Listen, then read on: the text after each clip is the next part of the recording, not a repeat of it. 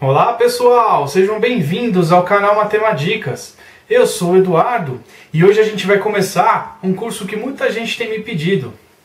É a aula de raciocínio lógico. Essa primeira aula é uma aula introdutória ao curso, uma introdução ao curso, para que vocês aprendam como pensar quando for resolver uma questão de raciocínio lógico. Não muda muito da matemática, mas a gente tem algumas premissas que a gente tem que ter na cabeça para depois começar a desenvolver o raciocínio, ok? O que a gente tem que pensar? Primeiro de tudo, a gente tem que pensar como uma máquina. Como assim como uma máquina? Se você disser para um robô que ele descasque uma banana, jogue a banana, a fruta, no lixo e coma a casca, ele vai fazer isso. A gente sabe que está errado, a gente tem que jogar a casca no lixo e comer a banana, a parte interna da banana.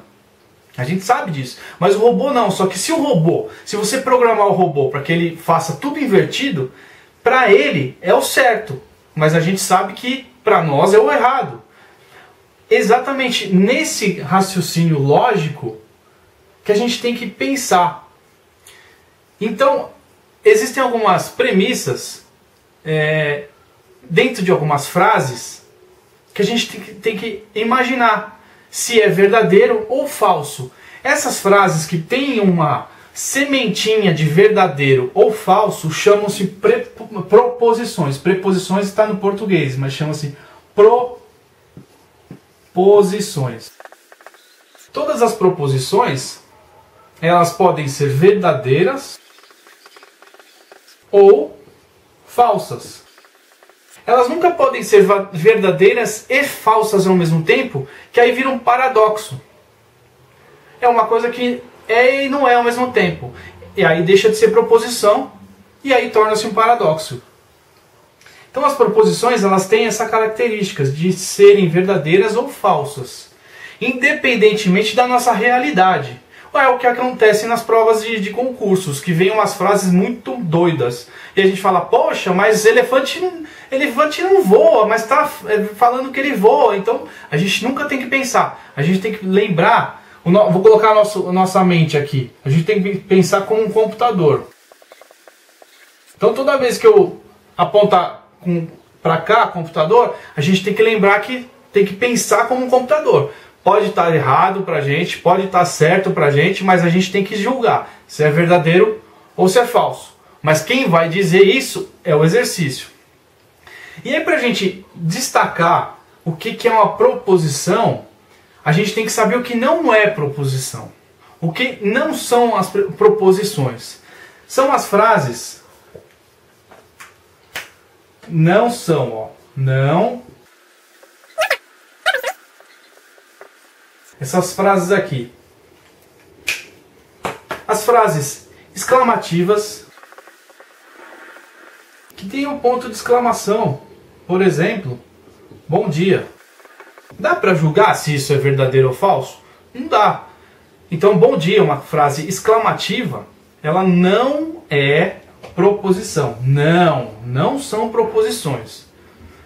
Outra frase que não é proposição é a frase interrogativa. Interrogativas, que tem um ponto de interrogação. Por exemplo, vamos? Dá para saber se é verdadeiro ou falso? A gente pode até saber se é verdadeiro ou falso no cotidiano, mas a gente tem que pensar como um computador. Mas isso aqui não dá para saber. Porque é uma pergunta. A gente nunca, não dá. Na lógica não dá para saber. Então frase exclamativa não é proposição. E frase interrogativa também não é proposição. O que mais? Que não é proposição. Vocês estão vendo que a gente está diminuindo a chance de ser uma proposição. Então as proposições são poucas. Entre aspas. Mas dá para fazer muitas. Outra coisa é uma equação algébrica. Nossa, não era curso de raciocínio lógico, agora está colocando matemática?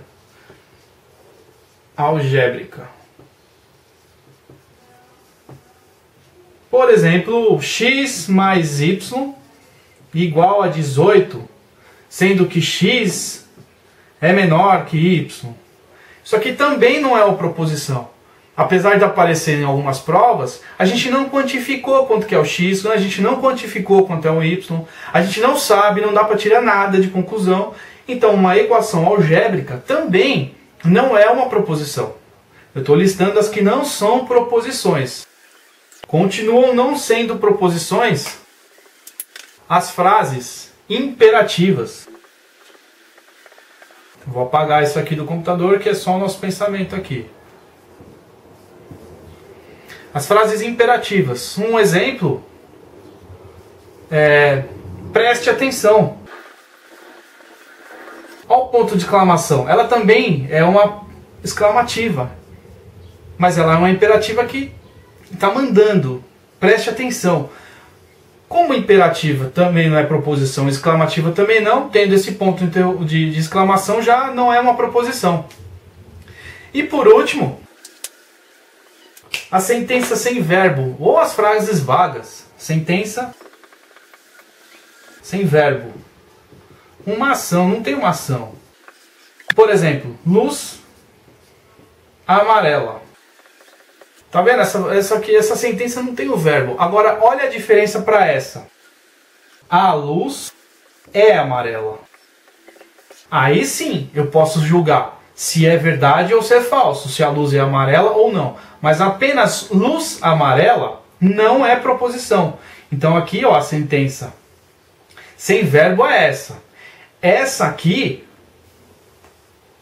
a luz é amarela, é uma proposição.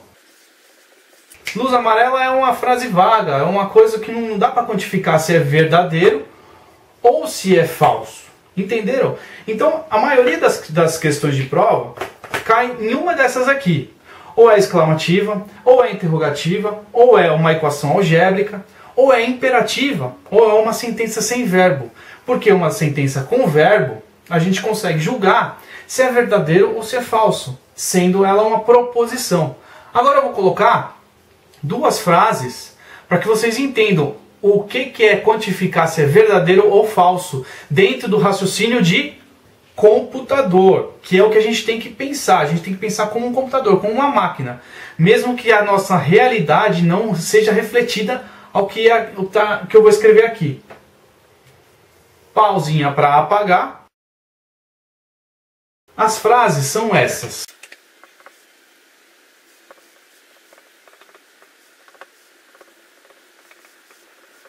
São duas frases estranhas para o nosso dia a dia. E vamos pensar dessa maneira. São propositais, porque eu falei, tem que pensar como um computador. Carro tem pés. Se a gente for pensar, carro tem pé? Vamos pensar como um humano. Vou deixar bem claro agora. Vamos pensar como uma pessoa normal. Normal, eu disse. Carro tem pé? Não tem. Carro tem outra coisa que não pé.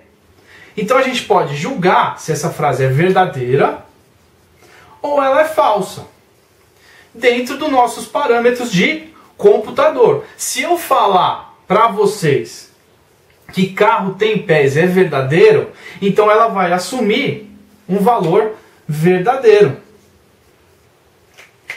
E aí eu falar que carro não tem pés, carros não têm pés, é falso, dentro do que eu assumir. Então, se eu falar que ela é verdadeira, carro tem pés, quando eu falar que carro não tem pés, é falsa.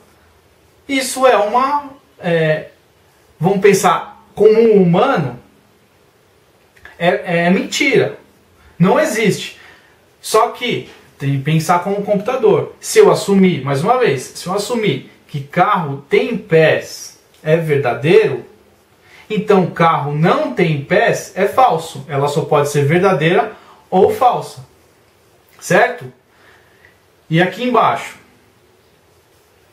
Homem tem rodas. Vamos pensar como uma pessoa normal, mais uma vez. Homem tem rodas? Não, homem tem pé. Ele não tem. Então, homem tem rodas, na nossa realidade, no mundo real, é falso.